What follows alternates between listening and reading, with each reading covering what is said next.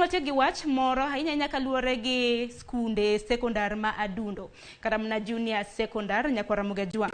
Tarik 30 mano mar dwe ni en odiochieng' ma bende jopuonjre ma hewo 1.2 Tipo penj mar grade 6 manego bed ni dhi e grade 7 biro chako ayanga donje skunde mago mag junior sekondar.